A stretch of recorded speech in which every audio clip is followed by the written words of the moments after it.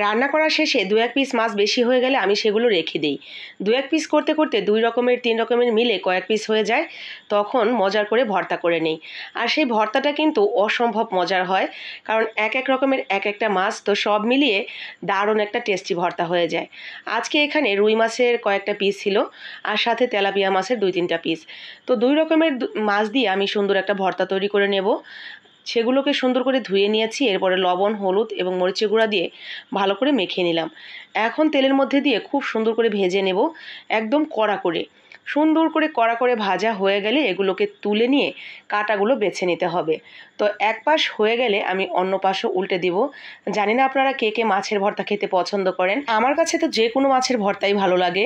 শুধু মাছের ভর্তা কেন, যে কোনো ভর্তাই আমার কাছে দারুণ লাগে খেতে। মাছ, মাংস, বড় যে কোনো রিচ খাবার দাবারের থেকে আমার কাছে ভর্তা টর্তা দিয়ে ভাত খেলেই অনেক বেশি শান্তি লাগে। আমি জানি না আমার মতো এরকম আরও কেউ আছেন কিনা যে খুব বেশি ভর্তা প্রেমী। তো আমার মতো হয়তো অনেকেই আছে, নইলে আমার পেজে কে ফলো দেয়, আমার মতো এরকম পাগল ছাগল মানুষকে কে দেখে।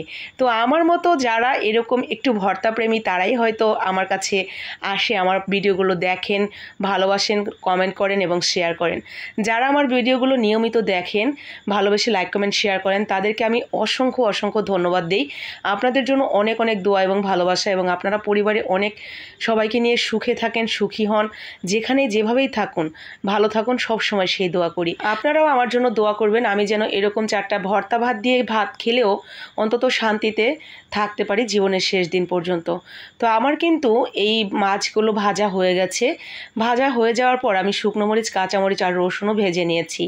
তো এরপরে মাছগুলোকে সুন্দর করে কাটা বেছে নিলাম, যাতে একটাও কাটা না থাকে, কারণ এই মাছের ভর্তাটা আমার পিচ্চি বুড়িটা থেকে শুরু করে আমার সবগুলো বাচ্চাই খাবে। তো মাছের ভর্তা তারাও খুব পছন্দ করে। নর্মালি ঝোল করে যদি কোনো সবজি দিয়ে মাছ রান্না করি খুব একটা খেতে চায় না, মাছ একদম জোর করে দিতে হয়। কিন্তু ভেজে দিলে আর এইভাবে ভর্তা করে দিলে তারা খুব সুন্দর করেই খেয়ে নেয়। তো ওদেরকে যেইভাবে আমি খাওয়াতে পারি বা ওরা যেভাবে খেতে পছন্দ করে, আমি চেষ্টা করি সেই খাবারগুলো বেশি বেশি রান্না করার জন্য, যাতে ওরা খায়। তো আমি সুন্দর করে এইভাবে মাছের কাঁটাটা বেছে নিয়েছি। এরপরে শুকনো মরিচ এবং কাঁচামরিচ আর রসুন হাত দিয়ে ডলে নিলাম। এরপরে কাঁচা পেঁয়াজ নিয়েছি এখানে, সেটাও হাত দিয়ে ভালো করে ডলে কাঁচা পেঁয়াজের রসটা বের করে দিয়েছি। এরপরে সরিষার তেল দিয়ে ভালো করে মেখে নিলাম। এখন মাছটাও সব কিছু দিয়ে মেখে নিব।